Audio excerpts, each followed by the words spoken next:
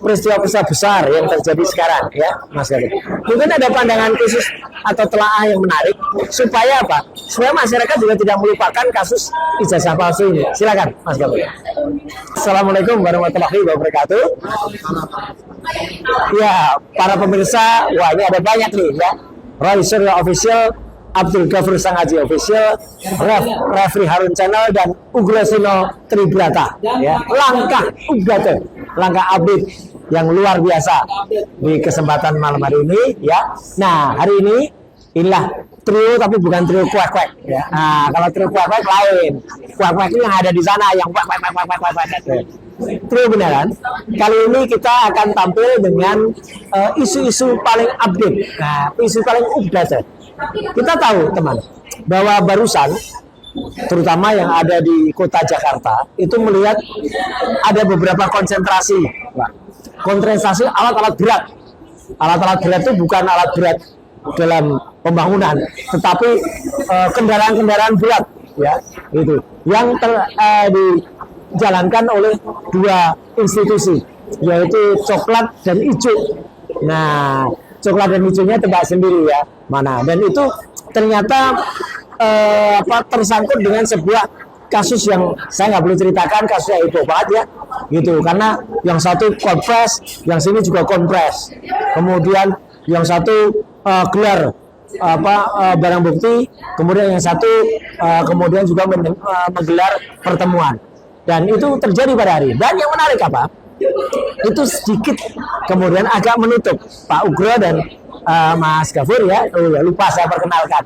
Di samping kanan saya atau di kiri bisa, tentu kita kenal semua Pak Ugraseno, dan juga luar biasa Pak Ugro ya, terus membersamai kami, dan juga Mas Abdul Ghafur Sangaji, pengacara yang naik dalam daun ya, pucuk daun ya, bagaikan ulat dia naik daun ya. Nah, Pak Ugro dan Mas Ghafur ya, saya nanti akan ke Pak Ugro.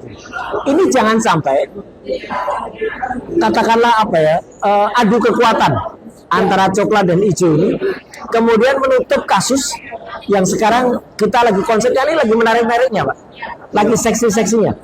Karena apa? Karena minggu yang lalu pemirsa juga tahu, alhamdulillah, puji syukur kehadirat Tuhan Yang Maha Kuasa Allah Subhanahu Wa Taala, kami memenangkan ya, meskipun itu tidak semua, tapi kami menangkan daging-dagingnya ya, tentang adanya penangkapan ya, permohonan untuk pra-peradilan terhadap penangkapan yang tidak sah, kemudian penahanan yang tidak sah, dan juga penggeledahan yang tidak sah. Dan minggu depan kita akan jalan lagi dengan pra-peradilan yang kedua, yang akan menyangkut penersangkaan terkait dengan pasal 32 Undang-Undang ITE, Informasi dan Transaksi.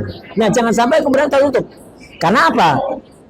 Pemirsa, juga karena ada sedikit yang sebenarnya kami menyayangkan juga ya, Mas Ghafur dan Pak Ugro, ada yang kemudian mencoba membaca ini dengan salah ya, dan kemudian dikatakan kalau tindakan dari pra-peradilan itu adalah mengkhianati rakyat. Katanya kami tidak berjuang untuk rakyat, katanya kami itu malah justru akan membuat kerjasama dengan oligarki, bahkan dengan pihak dari tembok sana ya, Yuri Solo atau dari Ratapan Solo ya, tembok Ratapan ya gitu. Dan bahkan apa yang dilakukan oleh sahabat kita Dr. Tifa itu juga dinegasikan, katanya nggak boleh eksepsi itu nanti akan menguntungkan Jokowi. Nah, jadi sekaligus nanti selain kita bahas isu-isu aktual dan juga bagaimana terhadap isu yang besar yang lagi terjadi ini, bagaimana kita sebenarnya menyikapi langkah dari pra-peradilan yang tetap itu berpihak kepada rakyat ya, dan kita sama sekali tidak ada sedikit pun ya maksud kita untuk kemudian mundur dari perjuangan rakyat, tapi juga kita jangan sampai kita mati konyol gitu. Karena kalau kita masuk ke persidangan asal maju, tapi ternyata kita tidak bersiap dengan apa yang terjadi, maka itu namanya mati konyol. Baik, untuk kesempatan pertama saya akan mohon Pak Ugraseno untuk menyampaikan bagaimana supaya kasus yang besar-besar itu, kasus gajah itu ya, gajah sama gajah pelanduk mati di tengah. Gajah itu bukan nggak punya ijazah ya, lain lagi itu ya. Meskipun gajah-gajah itu kadang-kadang ada yang partai gajah itu kalau itu nggak punya ijazah, yang lagi bersiap-siap keliling Indonesia dan ditolakin di mana-mana ya, gitu. Ya mau masuk Jawa Barat ditolak, nanti mau masuk Nusa Tenggara Timur sana ditolak gitu. Ya, baiklah bro. Bagaimana supaya kasus itu tidak menutup kasus ijazah palsu yang sekarang terjadi? Silakan, monggo Pak. Jadi kembali lagi saya ingat waktu masih akabri tingkat 2. Baik, tahun berapa itu Pak? Tahun 76. Oh, 76 ya. 1976 ya. 1976. Baik, ya. Itu saya masih Pernah ikut pramuka dulu SMP kelas 2. saya masih kelas 4 itu Pak. Ya. SMP kelas 2 itu Ya. tahun berapa ya? 72. Baik, ya. Nah, 71 ya. Terjadi, ya. Pramuka itu kan nyanyi kan ada yang lagunya terkenal itu sampai sekarang saya masih ingat. Hah? Lagunya gini Mas. Ya. Pramuka di mana-mana. Nah, ya. Sekarang sudah berubah. Tapi bukan lagu pramuka. Apanya Pak yang berubah? Korupsi Di mana-mana. Wah, iya loh. Jangan sampai kemudian korupsinya di mana-mana. Iya, benar. Iya, jadi kita sekarang memasuki dunia baru lagi penegakan hukum berkaitan dengan korupsi di mana-mana. Iya. Ya, ada kaitan dengan BGN. Oh iya. Dan Badan Gizi Nasional itu ya BGN itu. Ya. sekarang ya kita serahkan sama Bapak Presiden karena saya dengar semuanya sudah dipanggil oleh Bapak Presiden. Oke. Barusan sebelum kita podcast ini Bapak, Iya, ramai itu di depan Istana Negara, katanya para pejabat pada pulang itu. iya baru dipanggil ya. Iya. Mudah-mudahan ada solusi yang terbaik untuk negara dan bangsa ini setelah diberikan arahan di Bapak Presiden kita, Pak Prabowo Subianto. Iya. Nah, saya kembali kepada kasus dugaan Korupsi? Bukan. pencemaran nama baik Oh, kasus kita. Ya, kasus kita ada ini. yang berkaitan dengan ijazah palsu. Ya. Jadi laporan saya tetap kembali di ini masyarakat supaya benar-benar jelas, ya kan? Laporan yang Lakukan oleh Jokowi. ada 4 pelapor. Betul. Jokowi, Andi Kurniawan, Mejumanan sama-sama Swek. Maret sama Swek kan. Ya. Kemudian saya melihat di sini bahwa sangat aneh dalam satu berkas perkara bisa membuat 4 laporan polisi. Dan lokus tempusnya juga beda-beda Pak tadinya. Makanya ini tidak diperhatikan secara tajam Iya. oleh para penyidik kita. Ya, Ya. penyidik ini lebih baik daripada penyidik zaman saya dulu. Karena dulu undang-undang IT kan Belum ada. menonjol. Iya. Ya. Kenapa saya katakan begitu? Ya kan? Karena seharusnya satu peristiwa, Baik. ya, mungkin ada beberapa perkara Ya. dan itu dilaporkan menjadi satu laporan polisi. Iya, disatukan. Ya. Jadi peristiwa di situ lokus delikti, tempus deliktinya di situ ada. Kemudian mungkin ada beberapa perkara, misalnya Ya. ada pengerusakan rumah, Oke. pembunuhan, Ya. perkosaan, Ya. pencurian, Iya. penganiayaan dan Ya, sebagainya. dijadikan satu. Nah, kalau itu masih bisa dilaksanakan, tapi itu satu laporan polisi, Wih, iya. bukan masing-masing satu LP. Iya. Ya kan? Nah, bisa juga hanya satu peristiwa perkara, satu laporan. Nah, kalau 5 tadi dijadikan satu, jadinya peristiwanya apa, Pak? Nah, ini yang membingungkan karena hubungan antara laporan polisi yang pertama, Pak Jokowi, Ya. laporan polisi Andi Kurniawan, Lecumanan dan Maret sama Swek kan? itu hubungan langsungnya nggak ada. Baik. Hanya menyentuh sedikit, atau kalau bahasa celakaan lalu lintas itu nyerempet. Oke, iya. Ada nggak nabrak, Nggak ada nyerempet. nabrak. Iya. Nggak ada nabrak. Iya.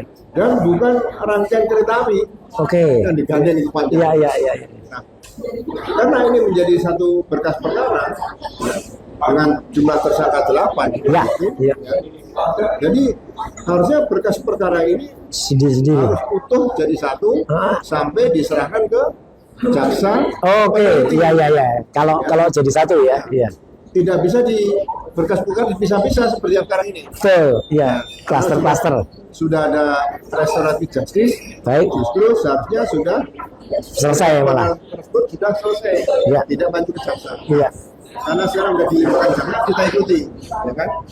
Jadi 3 orang sudah di restoran justice. Ya. Nanti kita lihat di proses pengadilan. Ya, Egy Sujana, Damai Ritis, dan si Omon Prismon Sianiwan. Ya. Sekarang kita coba ikuti berkas perkara, Ya. ya, akan dilimpahkan ke pengadilan. Baik. Ya. Nah, yang satu berkas perkara seperti Pak. Betul. Nomor 301. Ya, sudah jalan 2. Ya. Ya. Berkas masalahnya masih di Ya. 300 saya nomornya. belum dilanjutkan. Belum. Karena ada pra peradilan. Ya. Menariknya pra peradilan ini adalah mungkin beberapa peristiwa dalam penyidikan tersebut Ya. Ya. yang kira-kira banyak bertentangan dengan satu Ya. KUHP-nya. Betul. Kita mendahului hukum pidana, yang kedua dengan hukum acara pidana. Ya, ya, ya. Ini menarik. Pra peradilan yang tahap 1, Ya. bukan tahap namanya Pak. Pra peradilan Pertama. Ya, pertama. Pra pertama itu berkaitan dengan proses sebelum dilakukan ke jaksa, itu dilakukan proses penangkapan, penggeledahan, Dan penahanan. penahanan. Ya. Ternyata Tidak sah. pra peradilan Mas Roy diterima oleh hakim Betul. Tunggal. Ya. Ya. dan dinyatakan proses penangkapan, penggeledahan dan penahanan tidak sah. Baik. Ya. Tapi jangan dikaitkan bahwa perkara tersebut nanti akan tutup. Oh iya, iya, iya. Biarin aja. Betul. Ya. Ini menarik kenapa? Karena ada pra peradilan kedua. Ya, ini minggu depan. Ini berkaitan kan pasal-pasal tadi. Ya. Pasal 32 ayat 1 ya. Ya. Ya. Undang-undang ini. Itu. Jadi inilah membuat penerapan pasal yang asal-asalan. Ya kan? Jadi kemungkinan juga itu kan ada 4 pasal. Baik. Ya. 310 Ya. KUHP 6 pasal, Pak. 6 pasal jadinya. atau 6? 6, Pak. 6 ya. 6. Ya. 310 KUHP Ya. sekarang menjadi 433, 433 baru 311 KUHP 11 KUHP jadi 434. Ya. kemudian Pasal apa? 28, 27 atau 28? Iya, iya. 8 kemudian 3 Enggak ada ya? Iya, iya, iya. Oke. 32 dan 35. 32. Baik. 32-nya juga Oh iya, 6 itu karena dalam dakwaan itu diulang lagi, Pak. Jadi ada 310, tapi kemudian ada juga disebut 433. Oh iya. Ada 311 disebut juga 434. Iya. katakanlah perkara Pengulangan. pengulangan ya. Iya, iya. Jadi memang seharusnya kalau menurut KUHP Yang mana? Itu KUHP disebut baru atau yang lama? KUHP yang baru. Iya, betul. atau kalau di KUHP nama yang menentukan bagi tersangka. Iya. Karena di situ ada pasal-pasal penerapan yang menurut saya ada Iya. 4 pasal. Iya. Kalau ditambah yang KUHP baru seolah ada 6 pasal. 6 pasal, iya. Ini sekarang sedang diuji. Karena Ya. pasal-pasal yang kaitan dengan undang-undang ITE pasal 32 dan 35, isi 32 yang sekarang akan kita terapkan. Betul, kita peradilan minggu depan. Itu sangat sulit diterapkan. Ya. Jadi ini akibat proses awal tadi, Ya. laporan Ya. dipaksakan. Iya, amburadul lah sebenarnya. Tapi nanti sah atau tidaknya Ya. pasal 3 penerapan pasal 30 mengatakan Nah, baik Mas Roy atau Dr. Rifa, Nah. kita ikuti nanti sidang Siap. pra di pengadilan. ini Jakarta Selatan. Ya. Nah, kemudian kalau berkaitan dengan laporan-laporan Nah. 3 orang yang memang Yang lain itu ya. dimasukkan dalam, Nah, itu ya. nah, itu menurut saya ada dapat dikenakan nanti pasal memberikan keterangan Palsu, laporan palsu. Oke, ini. Oke. pejabat Iya. kepolisian tadi. Iya, iya, iya. Nah, ini nanti tetap juga diproses. Siap. Akibat ketidak Cermatan.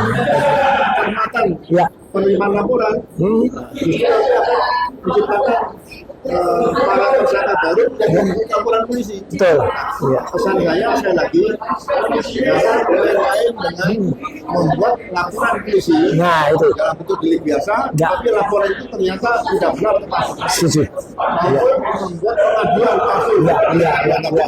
Seolah aduan tadi benar. Iya. Karena sekarang di KUHP baru sudah diatur pasalnya salah di situ. Nah. Ya.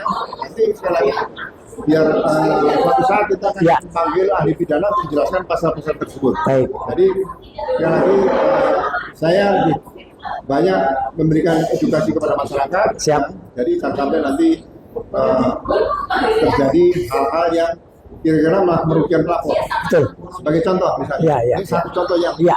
Aktual. apabila nanti pembuktian bahwa yang Laporkan dilaporkan itu tidak. dan fitnah tadi Hmm. berkaitan dengan bukan ijazah palsu. Ya, ya. Dan kalau itu tidak terbukti Ya. bahwa ijazah tadi Asli. asli ya. Iya. Kalau tidak terbukti itu asli, Iya. palsu, Palsu. mana Ya. terbukti, Ya. itu nanti akan bisa dilaporkan kembali. Betul. Itu. Pelapor akan dilaporkan dengan Iya. pasal memberikan laporan palsu kepada aparat. Itu Iya. saja yang sementara Baik. bisa saya sampaikan. Terima Siap. kasih Mas Roy. Ya. Terima kasih Pak Ugro. Jadi ya kita mendengar bahwa ternyata banyak sekali bisa kita kritisi melalui nanti permohonan kita untuk pra peradilan yang kedua. Nah, saya ingin ke Mas Abdul Ghafur Sangaji ini. Hubungannya juga dengan rendahnya peristiwa-peristiwa besar yang terjadi sekarang, ya, Mas Ghafur. Mungkin ada pandangan khusus atau telaah yang menarik supaya apa? Supaya masyarakat juga tidak melupakan kasus ijazah palsu ini. Silakan, Mas Ghafur. Terima kasih Mas Roy, Ya. Pak Bro. Ya. Memang dalam 2 hari ini ada 2 peristiwa hukum besar ya. Yang pertama kemarin kita sudah mengajukan permohonan pra peradilan yang kedua Ya. dan kita sudah bacakan permohonan pra peradilannya dan yang menjadi termohon adalah pihak Polda Metro Jaya. Oke. Jadi tidak ada pihak dari sana dari pemerintah yang benar itu yang selama ini hoax gitu. Ya. Digaungkan termulu. Dan turut termohonnya adalah dari kejaksaan. Ya. Meskipun dalam surat permohonan kemarin, permohonan pra peradilan, materi permohonan pra peradilan, kami menyebut bahwa turut termohon kejaksaan itu bukan sesuatu yang wajib untuk menjawab apa yang menjadi materi permohonan. Itu bukan kewenangan mereka ya. Tetapi kami menarik pihak kejaksaan itu supaya putusan pra peradilan itu bisa mengikat pihak jaksa. Persis. Ya, yaitu ada 2. Yang pertama, tidak bisa dulu melanjutkan proses perkara pidana karena berlaku pasal 361 ayat 2 huruf P yang baru. Dan yang kedua, kalau kemudian permohonan pra peradilan kita diterima, maka jaksa harus melaksanakan putusan pengadilan. Yaitu apa? Yaitu segera mengeluarkan pasal 32 undang-undang itu dalam surat dakwaan. Jadi itu yang menjadi alasan kenapa pihak kejaksaan kita turut sebagai seperti itu. Nah, dan yang kedua hari ini Mas Roy, satu lagi peristiwa hukum besar di bangsa ini yang cukup heboh ya, yaitu dugaan tindak pidana korupsi yang dilakukan oleh salah satu pejabat teras dari Kejaksaan Jampitsus yang hari ini mengundurkan diri. Kemudian beberapa jam setelah itu ditetapkan sebagai tersangka oleh pihak Polda dan Mabes Polri, Satuan Kerja untuk Pemberantasan Korupsi. Kita sepakat bahwa siapapun orangnya yang terlibat dalam dugaan peristiwa tindak pidana korupsi, ya memang harus ditindak. Gitu. Jangankan pejabat teras kejaksaan, selevel menteri, ketua lembaga tinggi negara, bahkan kalau kita mau agak progresif penegakan hukumnya dalam memberantas tindak pidana korupsi, kalau memang ada jejak mantan presiden atau mantan wakil presiden, saya kira juga. Betul. Misalnya dalam kasus tindak pidana korupsi yang melibatkan Nadiem Makarim, kemudian juga ada Om Lembong, kemudian mantan Menteri Agama yang menyebut nama Pak Jokowi. Itu selalu disebut itu nama Jokowi. Disebut nama Pak Jokowi. Tapi kenapa kemudian Pak Jokowi tidak pernah diminta keterangan? Kalau kita mau serius dalam memberantas itu. Jadi kita mendukung langkah-langkah pemberantasan tindak pidana korupsi. Tapi menurut saya Mas Roy, dalam peristiwa hukum hari ini, yang menarik itu ada 2 hal menurut saya. Yang pertama, tadi pada saat Polda Metro Jaya melakukan konferensi pers, dipimpin oleh Budi, Kombes Budi ya. Ya itu banyak sekali uang dan emas yang menjadi barang bukti. Karena ada proses penggeledahan di 3 tempat. Di 3 tempat, ada di kafe, kemudian ada di rumah yang namanya itu adalah milik Jampitsus. Itu kan ada 74 kg emas. Kemudian ada beberapa uang yang kalau dikonversi itu ratusan miliar, 400 miliar lebih. Itu sesuatu yang luar biasa. Tapi bukan hanya sekedar uangnya yang besar, tetapi ada transparansi dari Polda ketika memperlihatkan barang bukti. Nah, itu yang menarik. Itu dulu nggak terjadi di kasus ini. Itu. Artinya selama ini kebiasaan Polda Metro Jaya dan Polri ketika mengungkap suatu kejahatan, maka pada saat mereka memberikan konferensi pers kepada publik, itu semua barang bukti digelar. Ya. Kalau dulu kasus KM50 celuritnya, Ya. senjata apinya, ya. Hari ini di kasusnya Pak Febri, itu semua barang bukti yang Digelar. disita dan digeledah itu kemudian digelar. Ya. Dan tadi kita lihat banyak sekali ya Mas Roy ya. Emasnya, duitnya. Banyak duit, saking banyak duitnya gitu ya. Ya. Tetapi yang menjadi pertanyaan, ketika mereka melakukan gelar perkara untuk menetapkan tersangka pada tanggal 7 November ya. Nah, Maaf ya Mas Roy. iya. Kita flashback sebentar. Betul. 2025 ada 8 anak bangsa ditetapkan sebagai tersangka. Ya. Klaster 1 ada 5 orang, klaster 2 ada 3 orang, dan salah satunya di sini ada Mas Roy. Ya. Tapi tidak pernah ada satupun dokumen Betul. yang diperlihatkan kepada publik. Nggak ada. Tidak ada satupun barang bukti yang katanya 700, bukan hanya 709 barang bukti dokumen ya Mas Roy. Ya. Tapi saya lihat langsung dari dokumen kejaksaan berdasarkan berita acara penyerahan barang bukti itu ada 712 barang bukti Ya. dokumen. Tapi tidak pernah ada satupun barang bukti dokumen, baik skripsi, baik ijazah, baik apa namanya koran dan seterusnya, yang diperlihatkan kepada publik. Ya. Sehingga itu kemudian menjadi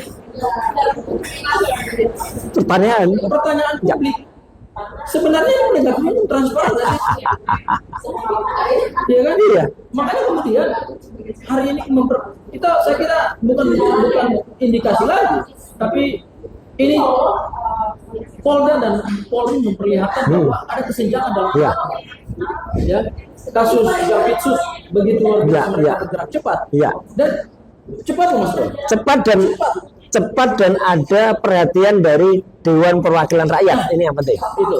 Nah, tapi untuk kasus selembar ijazah ini Mas Roy, butuh 400 hari lebih. Ya. 1 tahun lebih. Hmm. Kemudian juga sampai hari ini tidak pernah ada satupun barang bukti dokumen Ya. yang diperlihatkan pihak polisi. Ya. Ya, sehingga itu masih misteri juga. Iya. Barang bukti yang katanya sudah dilimpahkan ke Iya. jaksa Iya. akan bawa ke pengadilan. Iya. Itu kan barang bukti Iya. asli apa? Betul. Ya, karena yang dibutuhkan itu bukan hanya sekedar kita menguji, memvalidasi Nah. perkara pidana dalam Iya. peristiwa dalam forum pengadilan pidana, Iya. tetapi juga adalah transparansi. Setuju. Jadi saya kira sudahlah hari ini kita melihat ada kesenjangan hukum yang ada. Iya. Itu hal yang pertama Mas Roy.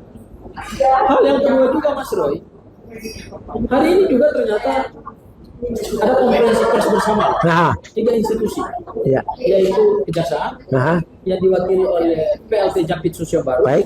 kemudian juga dari pihak Polda dan dari Polri, kemudian juga dari Komisi 3 DPR Iya. yang langsung dipimpin oleh Ketua Komisi 3 DPR. Betul. Dan ada yang menarik Mas, hari ini juga langsung Ketua Komisi 3 DPR mendorong segera dibentuk Panitia kerja. panitia kerja untuk mengawal proses penegakan hukum.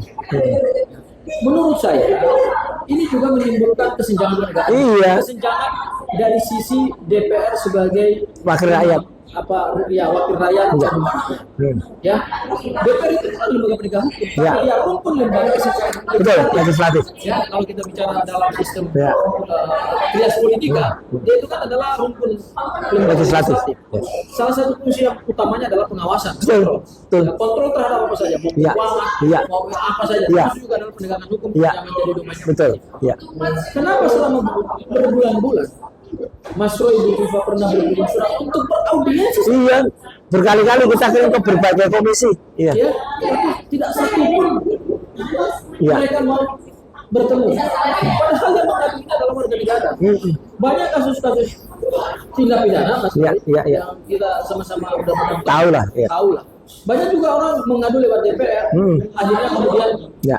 dilakukan penegakan hukum dengan benar. Ya, ya. Bahkan yang melibatkan jaksa sehingga ada Ya. juga Betul. seorang Kajari akhirnya dipecat, ada juga jaksa penuntut umum Ya. dipecat, gitu ya Mas Roy ya. Iya. Iya. Karena Beberapa waktu yang lalu. ketika rakyat datang ke DPR, mereka mengadu dan Ya. didengar. Iya, itu wakil rakyat. Ada forumnya. Memang DPR itu bukan forum untuk menguji keabsahan penegakan Ya, hukumnya ya. ya, atau pembuktiannya, bukan forum pembuktian. Tapi dia melakukan pengawasan dan Oke. kontrol. Iya. Kenapa dalam kasus ijazah Pak Jokowi ini Tidak DPR ada. juga tidak segera membentukkan? Oke. Ya, itu yang menurut saya dua isu yang Ya. akhirnya kita melihat bahwa antara tindak pidana korupsi dengan ijazah ini perlakuan Ada standar ganda lah. ya, standar ganda lah. Meskipun begini sebentar. Memang kasus korupsi dengan ijazah ini dua delik yang Ya, korupsi itu extraordinary crime. betul. Harus Dan cepat cara, juga. cara menahan pun kalau Ya. seperti yang terjadi dengan Mas Roy, Nah. saya kira kalau itu untuk peristiwa tidak pidana korupsi, saya kira Cocok, iya. tapi kalau untuk Pencemaran nama baik, aduh. makanya kemudian makanya dibatalkan oleh pengadilan, Iya. oleh pra peradilan, Iya. karena tidak sesuai. Setuju. Ya. Ya, Dan ijazah itu memang hanya selembar ijazah ya. Iya, Mas Roy. iya, iya, iya. Kalau itu terbukti, ya, itu ancaman pidananya ya, Ya. dia tidak pidana pemalsuan dokumen. Oke. Beda dengan korupsi. Ya. Tetapi kan yang punya ijazah ini kan adalah seorang mantan presiden. Ya. Oleh karena itu DPR juga seharusnya gubris segera gitu loh. Iya. membentuk panja, bahkan juga berlaku panitia khusus untuk melakukan investigasi. Pansus kalau ini harus levelnya. Pansus bila Iya. perlu, ya, Mas Roy Dari kan semua punya komisi, ya. Mas Roy kan punya pengalaman di DPR. Iya. Karena ini melibatkan banyak sekali stakeholder. Iya. Ada KPU, Berbagai kementerian ada juga. Iya. partai politik, Iya. pengusung, Iya. ada Universitas Gajah Mada. Iya. Karena ini demi kejujuran dan perjalanan Setuju. bangsa ini ke depan. Setuju. Itu Mas Roy yang Ya, saya kira. baik. Ya. Terima kasih Mas Gafur. Jadi sebelum nanti saya akan kembali ke Pak Ugro lagi ya. Tadi menarik bahwa teman-teman di DPR sekarang ya 580 anggota dewan. Itu kan tugasnya kan sebagai wakil rakyat. Dan wakil rakyat itu ada lagunya. Wakil rakyat seharusnya merakyat. Tapi nggak usah saya teruskan, nanti kena copyright. Ya gitu. Nah, mereka harusnya benar-benar melihat perkembangan ada. Jangan kemudian ketika ada kasus heboh ini terus kemudian mereka bergerak membentuk panja atau panitia kerja. Ya, kenapa panja? Karena itu mungkin tidak melibatkan berbagai komisi yang ada. Ya, jadi mungkin hanya satu komisi saja, komisi 3 atau komisi hukum. Tapi harusnya kalau soal ijazah palsu itu kan menyangkut komisi pendidikan, komisi 10, menyangkut juga misalnya hukum, komisi 3, menyangkut juga misalnya hal-hal yang lain ya, yang itu nanti akan juga harusnya diperiksa. Gitu. Ternyata kan tidak sampai dengan saat ini ya, itu yang sangat disayangkan. Baik, saya kembali ke topik yang nanti akan juga kita bahas ya Pak Ugro, yaitu pada saat pra peradilan yang kedua Pak Ugro. Nah sekarang ini agak sedikit coba mohon bisa dijelaskan kemarin. Dan tujuan kita praper Pak Ugro itu adalah kalau ada sekarang framing yang coba dibuat ya, saya menyesalkan sekali ya, karena itu sebenarnya kan dulu kan ya disebut sebagai pembela saya gitu ya gitu. Tapi kemudian gara-gara satu oknum itu kemudian kan masalahnya grup yang membela itu kemudian menjadi agak menjauh atau sekarang posisinya mungkin harus kita hentikan gitu ya atau kita cut dulu. Karena apa? Supaya tidak kemudian berbeda, karena etikanya memang nggak boleh Pak Bro. Ada pembela tapi malah menyerang prinsipalnya gitu. Nah, apakah pra peradilan itu tuduhannya atau framingnya itu bahkan dituduh kita melakukan pra peradilan ini adalah justru menguntungkan pihak oligarki atau menguntungkan pihak pemilik ijazah palsu itu gitu. Jadi tujuannya katanya dengan dipelapor nanti nggak perlu masuk ke perkara intinya gitu. Jadi dia justru digariskan. Padahal kan ya memang yang namanya praper itu kalau memang ada prosedur yang salah seperti kemarin kan memang harus dihentikan. Tapi menghentikannya kan sebenarnya kalau soal ijazah palsu itu kan masih banyak cara yang lebih smart nanti untuk bukan di kasus fitnah dan pencemaran nama baik ini, Pak Bro. Itu yang sekarang coba di framing seolah-olah apa yang kita lakukan di sini ditambah apa yang dilakukan Dr. Tifa dengan eksepsi. Loh, kalau eksepsi itu kan wajar, Pak. Ada orang kemudian berusaha kalau kemudian dakwaannya salah dia eksepsi supaya apa? Supaya patah dakwaannya. Lah kok eksepsi disalahkan? Memangnya Dr. Tifa dituduh terus, kemudian terus pokoknya kalau mau di apapun ya terus saja sampai kemudian divonis. Nah kalau sudah masuk ke dalam menuju ke vonis ya kan sudah bisa diprediksikan pasti akan konyol gitu kan gitu. Itu Pak Bro, mungkin Bapak bisa berikan ya gambaran kepada masyarakat langkah pra peradilan dan langkah yang dilakukan oleh Dr. Tifa. Mungkin akan kita lakukan juga kalau kita masuk ke pokok perkara itu eksepsi itu layak dilakukan dan ini bukan justru dianggap mengkhianati perjuangan rakyat. Bagaimana Pak Bro? Monggo. Ya. Terima kasih Mas Ya. sama Mas Gafur. Ya. Jadi saya sebelum masuk tadi ya, Ya. tanya pasti jadi apa yang disampaikan Mas Gafur tadi. Nah, Mudah-mudahan, semoga, insya Allah ya. ya, mudah-mudahan semoga insya Allah. Ya, Kalau memang dibentuk panja di DPR, ya, Komisi 3 DPR RI dapat melaksanakan katakan dengan pendapat, Ya, fungsi ya. investigasi, Ya, kasus-kasus korupsi ini terbuka semua setuju. dan disampaikan terbuka pada publik. Ya, setuju. Sama dengan kasus Bank Senturi. Ya, ya. Biar publik bisa mengikuti apa yang dilakukan wakil-wakilnya di DPR. Kalau wakilnya tidak terbuka sama rakyat yang Waduh. berikan mandat sebagai wakil, ya, berarti bukan jadi wakil rakyat. Iya, Jadi mohon dapat terbuka, disiarkan tiap hari melalui setuju. media. Iya. Wah, kalau disiarkan tiap hari nanti kasus ijazah juga hilang, Pak. Kasus ijazah nanti live streaming. Ah, siap. Itu yang pertama. Kemudian yang kedua, sebetulnya pra peradilan. Ya, Kalau sekarang kalau sidangnya Dr. Dimas dan langsung ke SFC. Ya, ya. namanya tanggapan terhadap dakwaan tadi. Betul. Jadi yang di pra peradilan kan kasus yang dilaporkan oleh Pak Jokowi Betul. berkaitan penyemaran nama baik dan fitnah. Ya, ya.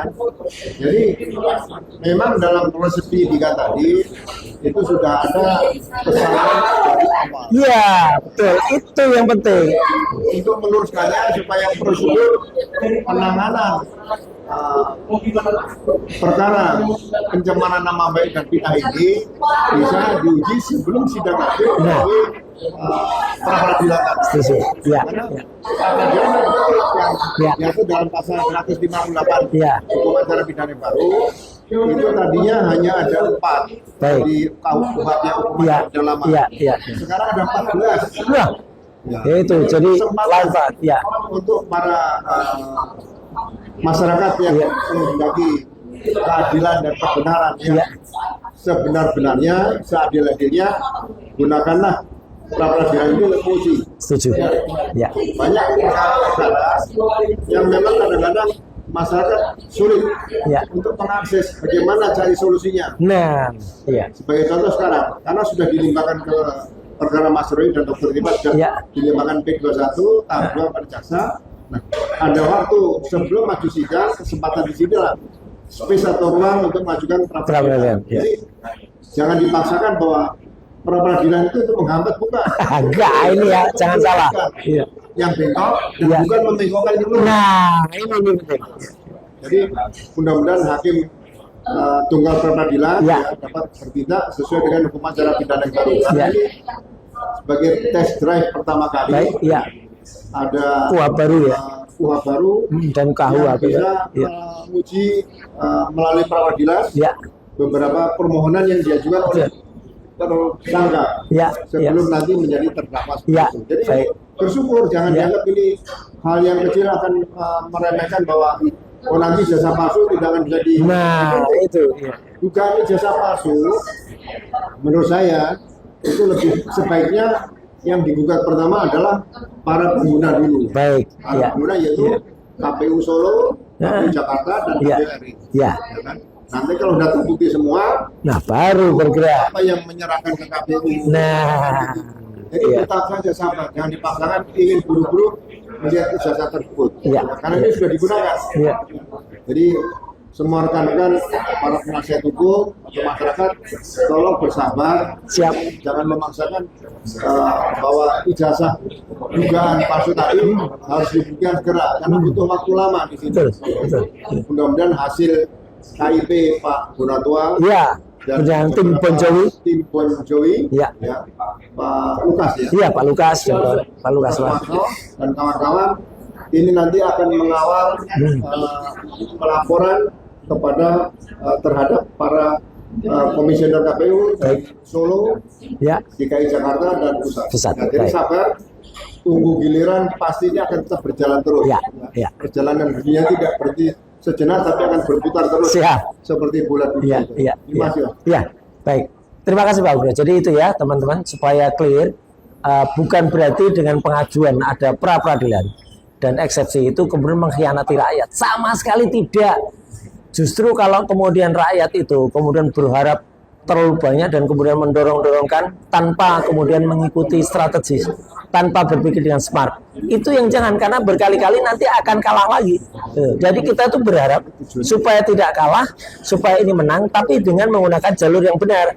Tidak kemudian dipaksakan jalur untuk fitnah dan pencemaran baik, itu nanti untuk menguji sasa. Karena jelas dari 712 barang bukti yang ada, itu yang saya kebetulan Pak Bro dan juga Mas Gafur, ada juga Mas Refli, ada juga waktu itu Pak Al-Katiri dan juga Pak Ramdaksa, itu sempat melihat barang-barang bukti yang ada, dan itu kalau kita lihat jauh panggang dari api sebenarnya barang-barang buktinya. Tapi nggak apa-apa, nanti itu kita uji. Nah, Mas Gafur, dengan adanya situasi di masyarakat yang kemudian sedikit agak mempertanyakan pra-peradilan dan juga eksepsi yang dianggap itu mengkhianati rakyat, itu pendapat Mas Gafur bagaimana? Silakan. Oke, ini yang perlu dipahami ya, karena tentu karena ini ranahnya adalah ranah penegakan hukum, maka semua harus dengan menggunakan legal minds, persis, pandangan hukum ya. Jadi bukan hanya kita membangun narasi-narasi sosiologis ya yang sifatnya menyudutkan atau mendiskreditkan suatu perjuangan hukum, tapi semua harus berdasarkan aturan undang-undang. Yang pertama soal eksepsi. Nah, memang di KUHP yang baru Mas Roy, istilah itu sudah diganti menjadi nota perlawanan. Baik, ya. Kalau eksepsi itu adalah istilah atau diksi yang diatur dalam KUHP yang lama. Dulu eksepsi.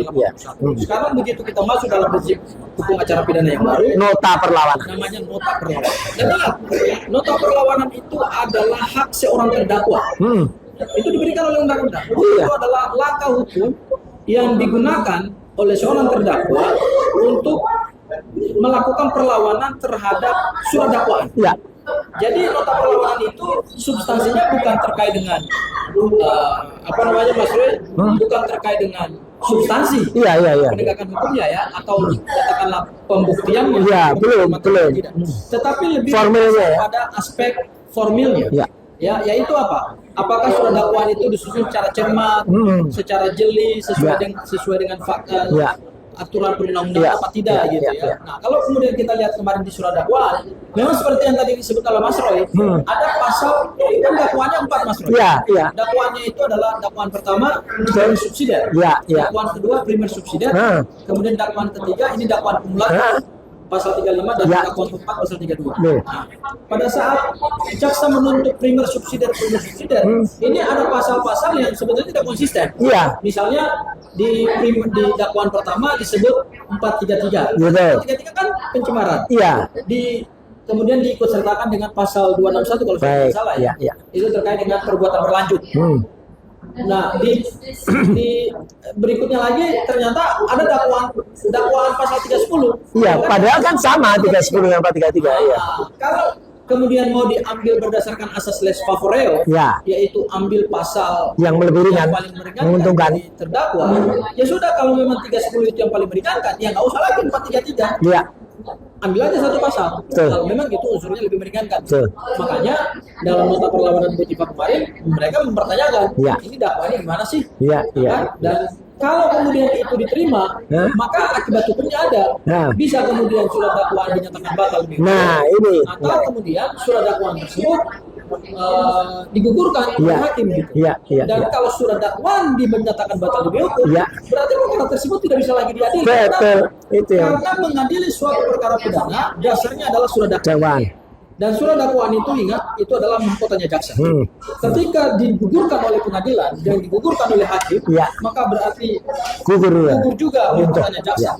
Dan perkara tersebut tidak bisa lanjut. Itu bukan karena Butiva takut untuk melanjutkan perkara. Nah, ini yang penting. Tetapi adalah kita menegakkan dan kita meluruskan hukum. Dan kemarin saya apresiasi ya, Mas Roy, nota perlawanan dari Butiva. Butiva, saya kira pengacara-pengacaranya juga senior-senior, mantap-mantap juga. Ada Pak Al-Katiri, ada Pak Ramdaksa, ada kemudian yang lain. Baik. Yang kedua, terkait dengan pra-peradilan ya Mas. Sama, pra-peradilan ini juga hak seorang tersangka. kalau tadi hak seorang terdakwa ketika sudah diadili, dia menggunakan nota perlawanan. Nah, ketika kita belum sampai kepada pengadilan, kita Ya. masih statusnya sebagai Tersangka. nanti kita diberikan hak oleh undang-undang. Ya, Dan betul. hak itu kita pilih. Ya. Ada pertanyaan, kenapa milihnya di Ujung. perkara di ujung? Iya. Loh, itu namanya strategi hukum. Iya. Orang boleh memilih di awal, Betul. boleh memilih di tengah, Iya. boleh memilih di ujung. Iya. Dilarang oleh undang-undang. Nggak ada. Silakan kita berstrategi hukum. Iya, Karena iya. penegakan hukum itu juga ada strateginya. Setuju. Ya, jadi kita memilih di ujung itu ibaratnya Mas Luis saya menggambarkan begini. Kita balap Ya. Formula 1. Ya. Ya. Kemudian ada pembalap Tukang yang ya, jalan dilihat. terus sekali. Ya. Tapi kemudian pada saat lap terakhir Nah, di dia tikungan, mengejar. Ya. dia bisa nyalip Betul. dan kemudian dia Finish. Benar. katakanlah mungkin lawan-lawannya kaget gitu. Iya, iya. Loh, kok canggih banget ya. Iya. Nah, itulah yang kita sebut dengan strategi berhukum. Iya, iya. Jadi perkara sudah dilimpahkan ke pengadilan dan oleh undang-undang tidak dilarang, Iya. maka kemudian kita menggunakan hak kita untuk mempertanyakan. Setuju. Dan langkah pertama, alhamdulillah Ya. permohonan kita diterima. Ya. Dan yang sekarang kita memohonkan pasal 32. Kalau kemudian pasal 32 ini juga diterima, Nah, nah, ini Mas Roy. iya, iya, iya. Berarti akan berdampak juga ke perkara Iya, ini, Pak. pasti. Akan dijadikan sebagai Ya. dasar Ya. untuk melakukan pembelaan mereka juga ya. Yaitu apa dampaknya? Pasal 32 akan dikeluarkan dari surat dakwaan. Nah, itu. Dan kemudian setelah itu mungkin saja akan ada pra peradilan berikutnya. Oh iya, dengan pasal yang lain ya kan. Pertanyaannya, apakah undang-undang membatasi permohonan pra peradilan? Enggak ada. Tapi saya mendengar ada rencana dari Termul. nah itulah termula ya karena kata itu sudah umum, Ya. yaitu mereka mau menyurati Mahkamah Agung Wih. untuk meminta pendapat Mahkamah Agung bahwa Ya. permohonan pra peradilan itu harus dibatasi. Pertanyaannya, Mahkamah Agung itu pembuat undang-undang apa pelaksana undang-undang? Nah, Loh, kok bisa undang-undang ngatur? kalau menentukan tidak ada pembatasan, Iya. Anda mau memaksakan Mahkamah Iya, Agung membuat pendapat hukum atau membuat peraturan internal Mahkamah Agung yang bertentangan dengan undang-undang? Bagaimana Iya. sih? Itu namanya tidak sesuai dengan hierarki perundang-undangan. Masa Mahkamah Agung bisa menganulir undang-undang? Iya, Nggak boleh. iya. Artinya hargai saja Iya, dan keputusannya. kita tunggu saja sampai kemudian nanti Iya. keluar putusan pra peradilan yang Kedua. Dan hari Senin Mas Roy, Ya, itu kan akan ada jawaban dari pihak termohon Iya, dan betul. kita akan mendengarkan itu. mendengarkan Iya. seperti apa sih jawaban termohon Setuju. terhadap materi kita. Setuju. Jangan-jangan mereka sedang memutar otak juga, iya kan? Karena gini Mas Roy, tidak ada satupun pihak Pak Jokowi, termasuk para kuasa hukumnya, termasuk juga mungkin relawan-relawan, Ya. termasuk juga mungkin Polda Metro Jaya menyangka bahwa di tikungan terakhir Ya, kita dia masuk akan dalam pra-peradilan. memasukkan pra peradilan. ya, Ya, itu saya bilang adalah strategi Ya. yang sangat canggih. ya, Ya, dan akhirnya harkat dan martabat Mas Roy Ya. harus dikembalikan. betul. Karena penangkapan dan penahanan itu oleh Tidak pengadilan sesuai. dinyatakan tidak sah. Dan Ya. satu lagi Mas Roy terakhir, Ya.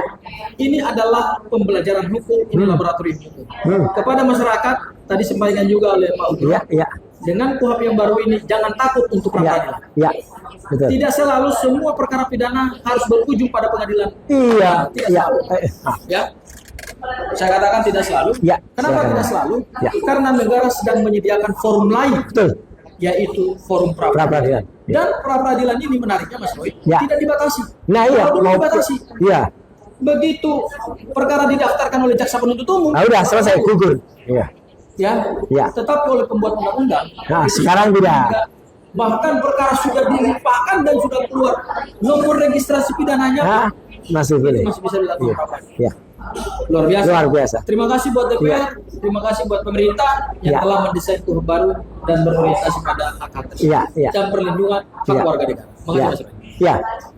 Baik pemirsa, sebelum saya nanti minta Pak Ugro juga menyampaikan closing statement-nya dan mungkin ada tambahan dari Mas Gafur.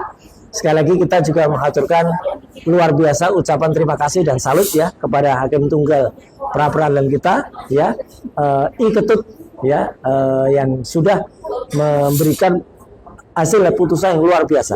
Dan mungkin pemirsa juga perlu ingat Pak Ketut ini ya, itu adalah dulu yang sudah juga menolak ya ketika diajukan PK atau peninjauan kembali oleh Sylvester Matutini. Nah, jadi memang insya Allah Pak Ketut ini orang yang tegar, orang yang lurus ya, dan nanti bisa benar-benar juga menyampaikan putusannya ketika dalam pra peradilan kami yang kedua ya, karena kita sampaikan dengan sangat detail dan insya Allah hasilnya juga tidak akan jauh dari peradilan pertama yang kami quote and quote dimenangkan, ya memang dimenangkan. Ya, kalau terlalu kan mengatakan itu nggak menang itu kan sudah lewat waktunya semua. Ya udahlah nggak apa-apa. Yang penting masyarakat tahu artinya, dan yang penting masyarakat dengan penegasan di saat ini itu tidak kemudian mengira lagi bahwa kami ini melakukan pengkhianatan, sama sekali enggak. Kita nggak akan melakukan itu gitu loh, pengkhianatan itu. Dan kalau kemudian ada tuduhan semacam itu, ya biarkan masyarakat menilai. Dan saya juga tetap mengimbau, kalau memang tidak setuju dengan langkah kami, ya sudah nggak apa-apa. Tidak perlu kemudian ikut menentang seperti tamul ya gitu. Kalau jadi pernah ya, kalau nanti jadi pembela, ya bela saja, jangan kemudian bela tapi malah menjadi pelawan upaya kita. Terakhir Pak Ugro, mungkin nanti juga saya mohon statement terakhir dari Mas Gafur, apa yang bisa saya sampaikan, nasihat-nasihat untuk menghadapi pra-peradilan yang kedua dan situasi saat ini. Monggo Pak Ugro. Jadi sebagai penutup, Ya, mari kita sosialisasikan pasal 158 hukum acara pidana yang baru, ya, Undang-Undang Nomor 20 tahun 2025. sebagai pencerahan, ya kan? Membuka cakrawala baru, Ya. ya kan? Karena di bidang hukum nanti masyarakat akan lebih banyak diberikan peran Siap. untuk mengontrol bagaimana penegakan hukum yang benar dan adil di negara kita. Ya. Jangan sampai nanti banyak korban-korban yang terjadi yang menimpa masyarakat yang lain seperti Pak Bamantri dan Ya, Gus Nur. Gus Nur. Ini harus selesai, Ya. karena dengan dugaan ijazah palsu yang telah digunakan untuk pejabat daerah dan pejabat negara Itu seperti jelas yang salah. dilakukan oleh Pak Presiden Jokowi, mulai dari wali kota, gubernur sampai presiden. Ya, Kemudian saya juga menyampaikan kepada publik, Ya. sekali lagi apa yang ditempuh dalam pra-peradilan ini, di situ kalau nggak salah ada 14 poin, tapi salah Ya. satu yang menarik bagi saya Ya. adalah pra-peradilan terhadap penyitaan atau barang atau benda ya. yang tidak ada kaitan dengan perkara pidana. Nah, itu ya kan. Ini menarik, kenapa? Jangan sampai berkas perkara yang berkaitan dengan pencemaran nama baik dan fitnah, Ya, itu barang buktinya seluruhnya lebih mendekati kepada pembuktian bukan ijazah, oke. ya, termasuk mesin tik. Nah, iya, itu ada mesin tik itu. Apakah mesin tik itu dipakai untuk melakukan pencemaran nama baik atau tidak? Itu menarik bagi saya, ya kan? Ya, ya. Nah, mesin tik ini disita dari mana dan Ya. siapa yang menggunakan mesin tik tersebut, itu Ya. mungkin nanti akan terbuka di pengadilan atau bahkan nanti di sidang pra-peradilan. Betul, betul. Itu saja dari saya. Terima Siap. kasih. Selamat pagi ya. Ya, iya, baik. Terima kasih Pak Ugro. Lanjut, langsung sambung Mas Gafur sebagai closing statement. Ya, Pak Ugro, bahwa sekarang ini penegakan hukum sudah sangat transparan. ya, Bahkan dalam penanganan tindak pidana korupsi yang diduga melibatkan Jampitsus, itu Polda sudah menunjukkan sejumlah barang bukti.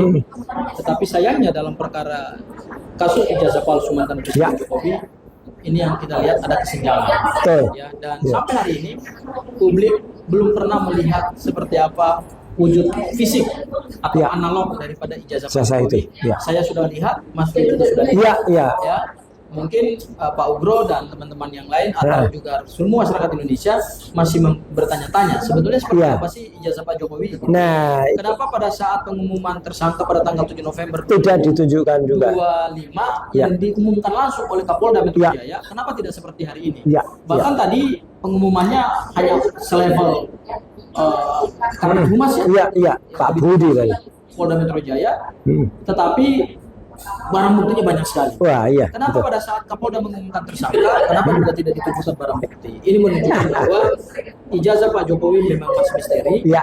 Dan kalaupun pada akhirnya Nah, nota perlawanan dari Bu Tifa diterima, Ya, ya, karena betul. memang penegakan hukum itu tentu harus lurus, Ya. ya, dan Satu lagi ijazah. katakanlah surat dakwaannya dibatalkan Ya. oleh hakim, Ya. ya berarti, dan kemudian permohonan pra peradilan kami diterima, Nah. berarti ijazah ini memang masih misteri Eh. dan masih banyak cara celah forum lain untuk Ya. menguji ijazah ini. Ya. Dan tanpa ada perkara pidana ini pun saya kira publik juga sudah bisa menebak. Ya. Ya, ini asli atau palsu. Betul. Ya.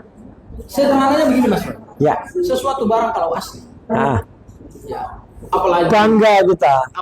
barang yang berkualitas. Iya. Ya, Iya. saya tidak hanya mengatakan ijazah, Iya, iya, iya. tapi katakanlah handphone Ya. atau sepatu, Ya. atau pakaian, Ya. atau perhiasan. Kalau itu asli dan kemudian dipertanyakan keasliannya, akan dengan bangga dikeluarkan. Oh iya, pasti. Bahkan pada saat seseorang melakukan laporan polisi, Ya. pada saat dilakukan gelar, Ya. itu pasti barang buktinya diperoleh. Oh iya. Tapi kalau sesuatu yang palsu, Ah, ini. itu pasti banyak sekali muternya, Ya. ya, banyak sekali trik yang dipakai, Nah. dan satu lagi biasanya tidak ada transparansi. Betul. Dan ini kita lihat pada tanggal 7 November 2025 tidak ada transparansi soal itu. Ya. Tunggu nanti kami hari Senin akan sidang pra peradilan yang kedua lanjutan, dan mudah-mudahan doa dan dukungan dari masyarakat Ya. Indonesia yang masih menginginkan kebenaran Ya. dan keadilan tegak di Republik ini, ya mudah-mudahan perjuangan kami untuk menegakkan kebenaran dan keadilan ini juga salah satunya melalui forum Ya. pra peradilan. Betul. Ya. Ya, ada tambahan? Oh ya? Ya, ya. Gobur ini kan cerita asli dan palsu. Nah, iya, iya, Pak. Ini gong aja nih, supaya Siap. nggak terlalu ngantuk ya. Ya, ya. Saya ingat dulu ada pejabat Ya. yang dituduh menggunakan jam asli. Nah. Iya. Kemudian diklarifikasi Iya. di depan media, jam saya tidak asli, tapi palsu. Iya, terus dibuang. Nanti, Iya. ya kan? Iya, kita tahu semua lah itu orangnya. Ditanya, Pak, ijazahnya asli. Ya, tunjukkan asli, jangan tunjukkan ijazah palsu. Oh iya, betul. Iya, iya. Kalau ditanya, Pak, ijazahnya palsu, tunjukkan yang asli, Iya. ijazah asli. Iya. Seperti saja, terima kasih. Iya. Luar biasa. Kita ingat betul ya, pejabat yang bersangkutan dulu termasuk orang kuat gitu karena gitu. Pada iya. Dan sekarang nggak nampak lagi entah kemana itu orang itu ya. Udah nyungsep ya kelihatan ya gitu. Ya yang kemudian ketika di ragukan atau ada tuduh jamnya ya gitu. Kemudian jamnya itu miliaran harganya ya. Inisial jamnya mereknya RM. Iya, betul. Ya, bukan RM, bukan Raden Mas ya gitu, tapi RM yang lain ya gitu. Bukan Resmon, RM itu juga bukan. Resmon sih parah ya gitu, bukan. Nah itu. Jadi pemirsa sekali lagi yang masih setia bersama Roycer yang official, Abdul Ghafur Sangaji official, Langkah Update, kemudian juga Refli Harun channel dan juga Ugro Sino Tribrata ya. Inilah pembicaraan kita di malam Dan ya. Peradilan kita. Ya. Jadi kembali lagi nih, kalau pendidikan di Akabri itu Siap? baik tingkat 1, tingkat 2, tingkat 4. Ya. Kalau baris berbaris sama dengan visi misi kita melakukan permohonan pra peradilan dan Oke. juga dari nota perlawanan Ya. Dr. Bima Ya. begitu. Itu sama dengan aba-aba komandan peleton yang memimpin itu Ya. ini, Pak. Luruskan. Iya. Nanti yang belakang dia Lurus. gitu. Ya. Itu aja. Oh. Ini maknanya dalam nih pemirsa. Makin malam makin dalam maknanya ya gitu. Yang tahu silakan tersenyum ya. Kemudian tapi yang kurang tahu bisa googling arti dari candaan ataupun guyonan yang sangat dalam tadi pemirsa. Ya, tapi kita tidak hanya guyon. Kita benar-benar serius dalam melaksanakan strategi ini, termasuk dalam melakukan pra peradilan dan juga sahabat-sahabat saya melakukan nota perlawanan. Sekali lagi kami tidak mundur sedikit pun ya dalam membela kepentingan rakyat, dan jangan kemudian malah membuat framing yang itu malah katakanlah malah mengecilkan upaya kami. Kita tetap bergerak bersama rakyat dan kita tetap makanya ya saat ini juga saya terus terang Pak Ugro dan Mas Ghafur dengan izin dan saya tadi sudah mohon petunjuk kepada Allah Subhanahu wa taala ya. Saya juga menegaskan utamanya pada teman-teman media dan podcaster ya gitu. Mulai saat ini ya ada surat yang memang sudah saya tanda tangani dan surat itu benar. Surat itu menyatakan bahwa kami atau saya itu sekarang tegak lurus ya dalam membela ini dan jangan mendengarkan statement yang lain selain dari kuasa hukum yang saya tunjuk yaitu Tok Ham Ya, di luar itu sudah bukan lagi kuasa hukum dari saya. Ya, jadi itu clear banget yang saya katakan. Dan tanggal 11 Juli yang lalu ya atau kemarin saya sudah menegaskan itu, dan insya Allah itu sudah saya mohon petunjuk kepada Allah Subhanahu Wa Taala agar apa ini ditegakkan dan tidak ada lagi yang kemudian memelesetkan atau framing yang kemudian bisa meragukan kita semuanya. Kami tetap berjuang bersama rakyat. Jadi rakyat jangan kemudian dibikin pusing, dibikin bingung dengan kok pakai eksepsi, kok pakai pra-peradilan, itu membuat apa pemilik ijazah palsu atau pengguna ijazah palsu nggak sampai tetap sampai di sidang itu dia, tapi dengan masih banyak cara nanti ya melalui persidangan-persidangan yang lain. Itu saya kira yang ingin saya sampaikan. Sekian, terima kasih. Wassalamualaikum warahmatullahi wabarakatuh. Terima kasih.